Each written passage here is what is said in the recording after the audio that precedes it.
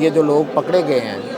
فیض حمید کے کنیکشن میں، آج جو 3 لوگوں کا انکشاف ہوا ہے کہ وہ بھی زیر حراست ہے، انہوں نے وہ کام کر دکھایا جو پاکستان کی تاریخ میں کبھی نہیں ہوا۔ یہ جو جیل سے بندہ پکڑا گیا وہ کیا نیٹ ورک تھا، جو انتشار کی ایک لہر اٹھانے کی طرف سازش ہو رہی تھی، تو یہ پاکستان کی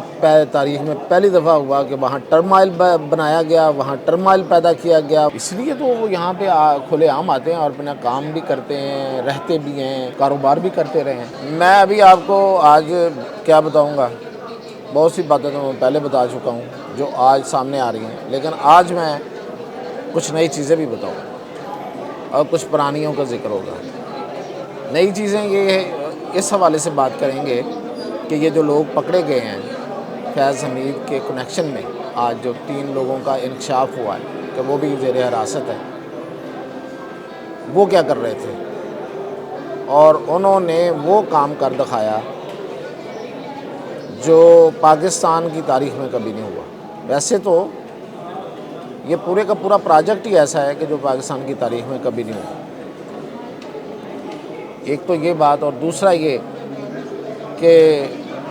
یہ جو جیل سے بندہ پکڑا گیا وہ کیا نیٹ ورک تھا، اور تیسرا گزشتہ سے پیوستہ کہ جو انتشار کی ایک لہر اٹھانے کی طرف سازش ہو رہی تھی، وہ میں نے پہلے آپ کو پوری ڈیٹیل میں بتا چکا ہوں، پھر اس کو آج آپ کو یاد کراؤں گا۔ تو پہلے آتے ہیں کہ یہ جو ابھی فیض حمید کے کنیکشن میں 3 ریٹائرڈ افسروں کو پکڑا گیا ہے، ان میں ایک تو وہ بندہ ہے جس نے وہ کام کیا جو پاکستان کی ہسٹری میں نہیں ہوا۔ پاکستانی فوج، اس کے انٹیلیجنس ادارے اور پاکستان کے تمام ادارے جو ہیں وہ کشمیر کے حوالے سے ہمیشہ سے سینسٹیو رہے ہیں۔ اس کی وجہ یہ ہے کہ ایک تو کشمیر ہمارا کشمیر ہے، اور دوسری بات یہ وہ چھین لیا گیا تھا انڈیا کی طرف سے،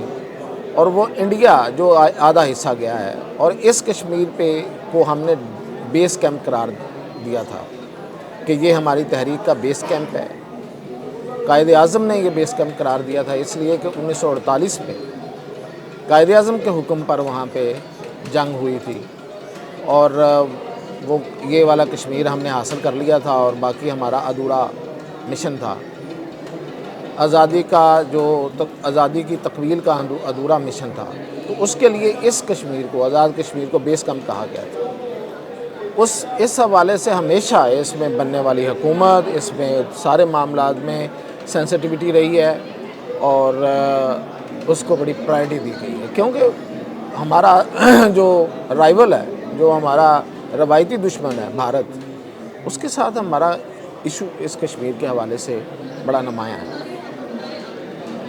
تو یہ جو صاحب اس میں پکڑے گئے ہیں، اور اس میں جو بڑا افسر ہے، اس نے جو قیوم نیازی کی حکومت بنی تھی، آپ کو یاد ہوگا پی ٹی آئی کے حکومت جو بنی تھی وہاں پہ کشمیر میں الیکشن کے بعد، اس میں قیوم نیازی وزیر اعظم بنے تھے، تو اس حکومت کو تبدیل کروایا تھا اور الیاس تنویر کو وزیر اعظم بنوایا تھا۔ تو یہ پاکستان کی تاریخ میں پہلی دفعہ ہوا کہ وہاں ٹرمائل بنایا گیا، وہاں ٹرمائل پیدا کیا گیا، وہاں کی صورتحال کو اتنا فریجائل کر دیا گیا کہ وہ دشمن نے اس پہ بڑا ہمارا ٹھٹھا اور مذاق اڑایا کہ یہ ہے ان کا کشمیر اور یہ ہے ان کی سیاست، کہ یہ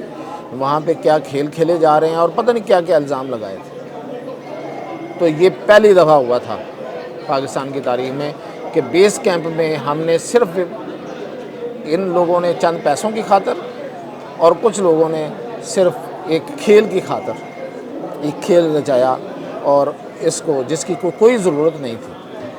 اور جو بندہ لایا گیا تھا وہ کیسے گیا وہ بھی آپ کو پتا، وہ کس طرح سے بیہیو کرتا تھا، وہ کیا تھا،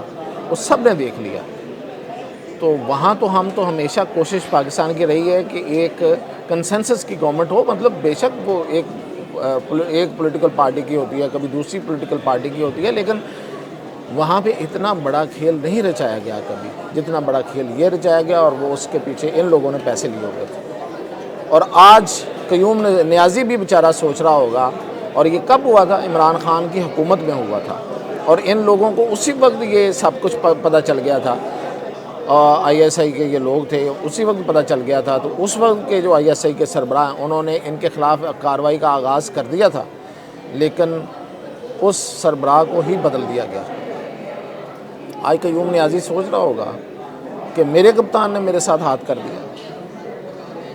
تو یہ وزیر اعظم نے تبدیل کیا تھا نا اس وقت کے آئی ایس آئی سربراہ کو، اس لیے کہ وہ ان کے خلاف کارروائی کرنے جا رہے تھے۔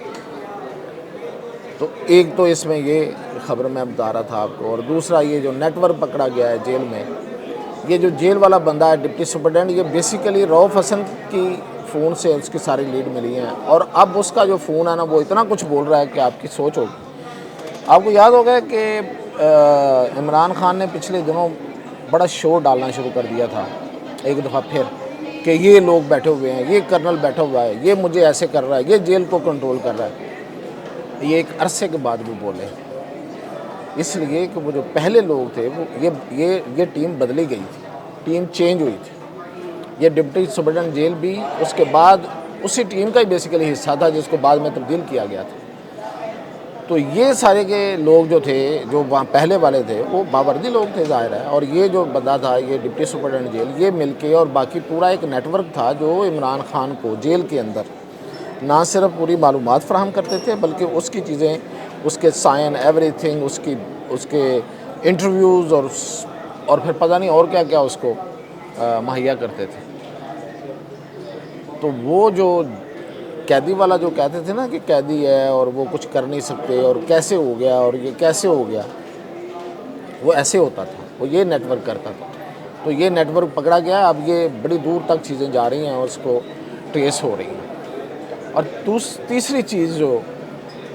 رؤف حسن کے فون سے جو سامنے آئی ہے، جو میں نے آپ کو 2-3 دن پہلے والا جو دوسرا تیسرا میرا اس سے پہلے جو ویلا ہوگا اس میں میں نے بتایا تھا کہ پاکستان کے اندر بنگلہ دیش جیسی موومنٹ کھڑی کرنے کی ایک کوشش ہو رہی ہے، اور میں نے خیر اس وقت بھی بتایا تھا کہ وہ بیسیکلی وہ کوشش جو ہے وہ اب چونکہ اس کی ساری لیڈز مل گئی ہیں تو اس لیے وہ کامیاب نہیں ہوگی، لیکن وہ کوشش کیا تھی؟ وہ ساری کوشش جو تھی وہ اسی سارے نیٹ ورک کی تھی۔ اور رؤف حسن کے فون سے ملنا، اس کا مطلب آپ سامنے کی بات کہ پی ٹی آئی اس میں پوری طرح ملوث تھی، اور وہ یہ تھی کہ افغانستان سے آئے ہوئے وہ لوگ جو یہاں پہ کام کرتے ہیں، خاص طور پہ نوجوان لوگ جو مختلف کام کرتے ہیں یہاں پہ آ کے، آپ کو پتہ ہے آپ کو جگہ جگہ مل جائیں گے، ہمارا دوست ملک رہا ہے، ہمارے دوست ملک ہے، وہ ہمارے افغان ہمارے دوست ہیں، ہماری جند اور جان ہیں، اس لیے تو وہ یہاں پہ کھلے عام آتے ہیں اور اپنا کام بھی کرتے ہیں، رہتے بھی ہیں، کاروبار بھی کرتے رہے ہیں۔ اب جو ان کے خلاف جو کارروائی تو ان لوگوں کے خلاف ہوئی ہے جو غیر قانونی طور پہ آتے تھے، تو قانونی اور غیر قانونی طور پہ ابھی بھی بہت سے لوگ ہیں، قانونی طور پہ تو ہیں ہی ہیں، غیر قانونی طور پہ بھی ابھی بھی پوری طرح سے وہ نہیں واپس جا سکے، ان لوگوں کو آرگنائز کیا جا رہا تھا، اور وہ آرگنائز اس طرح سے تھا کہ ان کو طلباء کا نام دے کے، اسٹوڈنٹ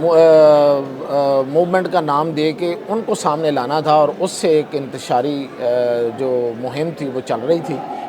وہ اندر کھاتے وہ اس کی ایک پلاننگ ہو رہی تھی، اور بنگلہ دیش جیسی صورتحال جو تھی وہ پیدا کرنے کی کوشش کرنی تھی۔ پلان یہ تھا کہ یہ کچھ لوگ کچھ جگہوں سے اٹھیں گے ٹولیوں کی صورت میں، اور وہ توڑ پھوڑ کریں گے، اور کچھ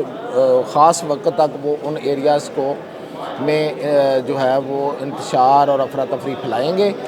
اور ظاہر ہے کہ ان کے اوپر کریک ڈاؤن ہوگا، تو اس کے نتیجے میں پھر دوسری جگہ سے ان کو سپورٹ دی جائے گی، یعنی کہ وہاں پہ بھی وہ پہلے سے تیار لوگ موجود ہوں گے، اور پھر کے پی سے وہ موومنٹ جو ہے نا وہ اور زوردار طریقے سے اٹھائی جائے گی، اور پھر یہ کہ وہ پورے ملک میں ایک ماحول بن جائے گا۔ یہ تھا پلاننگ،